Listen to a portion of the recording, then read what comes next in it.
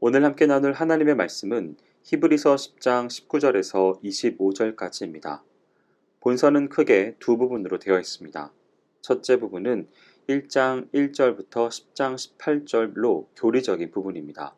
그 교리의 주제는 대제사장이 되신 예수 그리스도를 설명하고 있습니다.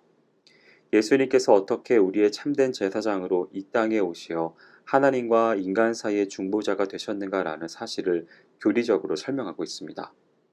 둘째 부분은 10장 19절부터 13장 25절로 이 부분은 하나님과 인간 사이의 중보자가 되시는 예수 그리스도를 통해서 하나님께로 나온 백성들의 믿음의 생활이란 어떠한 것인가를 설명하는 실천적인 부분입니다.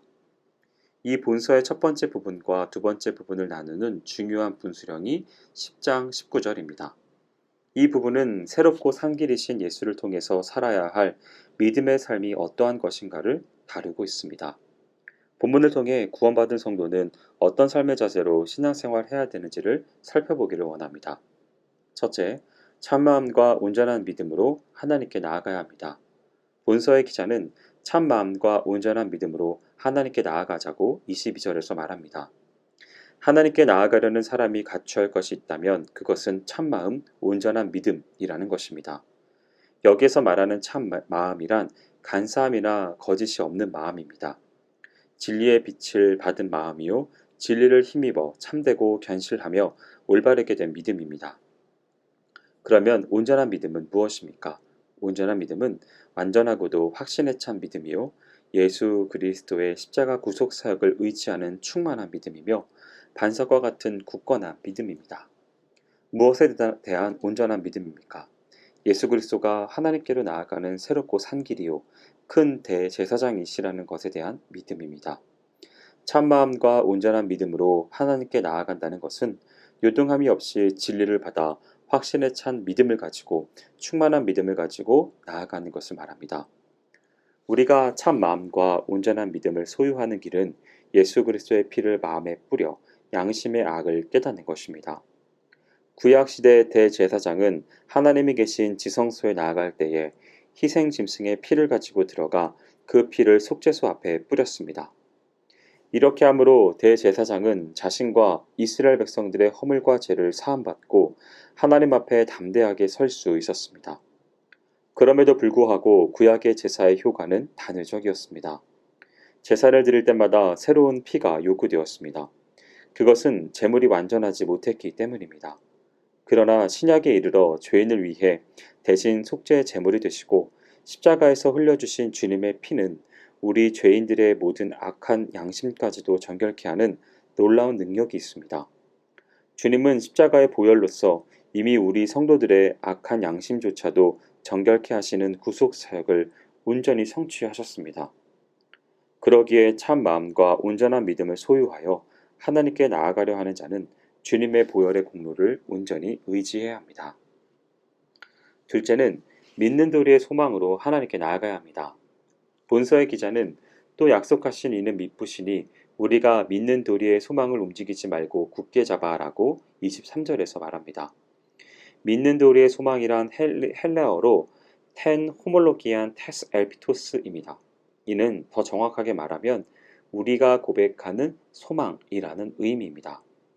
마지막 날에는 꼭 주님이 승리하시고 온 세상을 통치하실 것이라는 믿음이 우리가 고백하는 믿음입니다.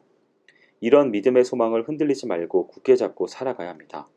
소망이 분명하면 현재의 능력이 생기게 되어 있습니다.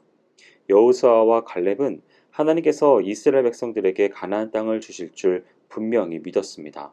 왜냐하면 그것이 하나님의 약속이었기 때문입니다. 그래서 그들은 10명의 정탐꾼들이 반대함에도 불구하고 가나안으로 가자고 담대하게 외쳤습니다. 그러나 10명의 정탐꾼과 이스라엘 백성들은 그곳을 점령할 만한 군사력도 없고 능력도 없다고 다시 애굽으로 돌아가자고 했습니다. 동일한 것을 보고도 믿음 있는 사람의 언행과 믿음 없는 사람의 언행은 전혀 다릅니다. 분명한 소망을 가지면 능력이 나타나고 소망이 없으면 능력이 상실되고 맙니다. 하나님께서는 소망을 잃지 않고 끝까지 믿고 나아가는 여호수아와 갈렙만이 가나안 땅을 밟을 수 있게 하셨습니다. 심지어는 모세와 아론도 가나안 땅을 밟아보지 못하고 가나안 땅 앞에서 세상을 떠났습니다. 욥이 힘겨운 고통을 당하면서도 그토록 강하게 견딜 수 있었던 것은 소망이 있었기 때문입니다. 지금은 이토록 고통스럽지만 언젠가는 하나님께서 정금같이 만들어 주실 것이라는 소망이 있었기 때문입니다. 그러므로 믿음의 사람들은 믿음의 도리를 움직이지 말고 소망을 굳게 잡고 나아가야 합니다. 바울은 골로새서 3장 1절에서 위의 것을 찾으라고 했습니다. 그 뜻은 위를 바라보라는 것입니다. 위가 어딥니까? 위는 하늘입니다. 위는 하나님입니다. 그래서 12장 2절은 믿음의 주요 또 온전케 하시는 이인 예수를 바라보자고 했습니다. 소망을 가지고 사는 사람들의 특징이 있습니다. 그들은 마음이 너그럽습니다. 담대합니다. 내일을 바라보고 쉽게 절망하지 않습니다. 소망을 굳게 잡아 처음 받은 은혜를 간직하시기를 바랍니다. 셋째는 서로를 돌아보며 사랑과 선행을 격려합니다. 본서의 기자는 서로 돌아보아 사랑과 선행을 격려하며라고 24절에서 말씀했습니다. 교회는 하나님의 집이요 그리스도의 몸입니다. 그러기에 소망을 갖고 사는 우리 성도들은 지체된 형제들을 서로 돌아보아 격려하는 것이 필요합니다. 본문에 사용된 격려라고 하는 것은 크게 두 가지 의미가 있습니다.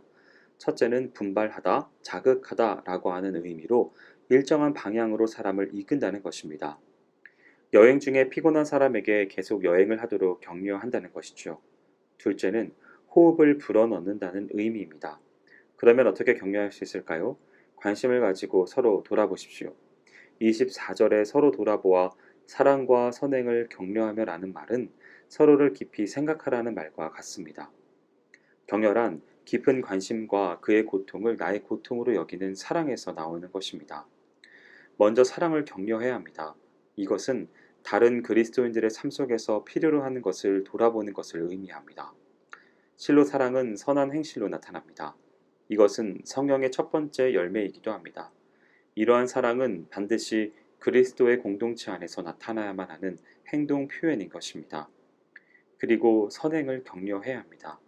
이것은 돌보는 사랑을 구체적으로 표현하는 행위를 말합니다. 사랑과 선행은 서로 뗄래야 뗄 수 없는 신앙의 가장 중요한 2대 덕목입니다. 사랑과 선행은 격려해야 할 것들입니다. 어떤 사람들은 남들이 행하는 것들을 격려하기보다는 못마땅하게 생각하고 시기하는 사람들이 있습니다. 그러나 그것은 소망을 붙잡는 성도의 할 일이 아닙니다. 잘하면 마음껏 격려의 박수를 쳐주어야 합니다. 그럴 때 더욱 힘을 내서 사랑과 선행을 실천할 수 있습니다. 마지막으로는 모이기를 힘써야 합니다. 본서의 기자는 모이기를 패하는 어떤 사람들의 습관과 같이 하지 말고 오직 권하여 그날이 가까움을 볼수록 더욱 그리하자라고 25절에 말합니다. 아무리 신앙이 좋다고 하여도 교회에 함께 모여 뜨겁게 기도하고 찬송하고 예배드리지 않고 흩어져 나가면 신앙생활이 뜨거울 수 없습니다. 모이기라고 하는 말은 헬라어로 에피시나고게입니다. 이 말은 에피, 즉 그 외에도 라고 하는 뜻과 시나고게, 즉 회당이라고 하는 단어의 합성어입니다.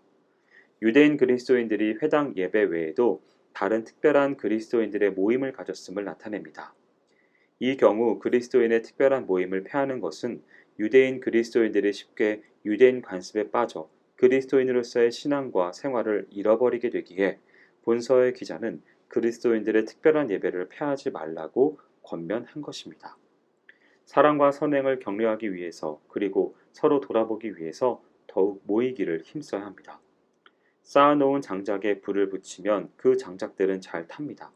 그러나 비록 불이 붙어 있을지라도 그 장작들을 따로 떼어 놓으면 얼마 가지 못해서 연기만 피어오릅니다. 우리 성도들의 신앙 원리도 이와 유사합니다. 성도가 은혜를 받았을 때는 교회 모임에 잘 참석합니다. 그러나 모임에 나가기 싫어진다면 그 성도는 영적으로 병들어 있는 것입니다. 모이기를 힘쓰는 것은 자기 신앙을 유지하는 중요한 비결임을 기억해야 합니다. 아무리 믿음이 좋은 사람이라고 할지라도 모이기를 힘쓰지 않으면 결국 그 신앙은 병들어 버리고 맙니다. 모이는 것은 습관화되어야 합니다. 같은 행동을 자꾸만 반복하면 습관이 됩니다. 나쁜 일을 자꾸만 반복하면 나쁜 습관이 됩니다. 좋은 일을 몇 번만 반복하면 좋은 습관이 됩니다. 습관화된다는 것은 몸에 밴다는 것을 의미합니다. 우리 주님께서도 습관을 좇아 감람산에 가셔서 기도하셨습니다. 모이기를 패하는 것은 하나님이 기뻐하시는 일이 아닙니다. 하나님은 모이는 것을 기뻐하십니다. 모이는 것을 싫어하는 것은 사단입니다. 우리 성도들이 사랑과 선행을 격려받고 서로 돌아보기 위해서는 모이기를 힘써야 합니다. 우리가 더욱 모이기를 힘써야 하는 중요한 이유가 또 있습니다. 그것은 주님의 재림의 날이 가깝기 때문입니다. 오늘 본문에서 그날이 가까움을 볼수록 더욱 그리하자라고 말합니다. 사람들은 우리가 사는 시대를 말세라고 합니다. 이것은 그날이 가깝다는 것을 의미합니다. 그렇다면 더욱 모이기를 힘써야 합니다. 주님 맞을 준비를 해야 하기 때문입니다. 사랑하는 성도 여러분, 예수님만이 새롭고 산 길이십니다. 참 마음과 온전한 믿음으로 하나님께 나아가기를 힘쓰십시오. 믿는 도리의 소망을 움직이지 말고 굳게 잡으십시오. 서로 돌아보아 사랑과 선행을 격려하시기 바랍니다. 모이기를 힘쓰십시오. 본서 기자의 권면에 따라 구원받은 성도로서의 참 모습을 회복하여 날마다 능력 있고 성장하는 신앙인이 되시기를 축원드립니다. 기도하겠습니다. 사랑과 은혜가 많으신 하나님 아버지, 예수 그리스도께서 대제사장이 되신 그 교리적인 의미를 담아 성도된 본분을 살필 수 있도록 인도하 주신 하나님의 은혜를 인하여 감사를 드립니다. 참 마음과 온전한 믿음으로 하나님께 나아가게 하여 주시옵시고 믿는 도리의 소망으로 하나님께 나아가게 하시며 서로 돌아보아 사랑과 격려하는 귀한 삶을 살아갈 수 있도록 인도하시되 모이기를 힘쓰는 자가 될 수 있도록 인도하여 주시옵소서. 행하실 주님을 기대하오며 모든 말씀 예수님의 이름으로 기도합니다. 아멘.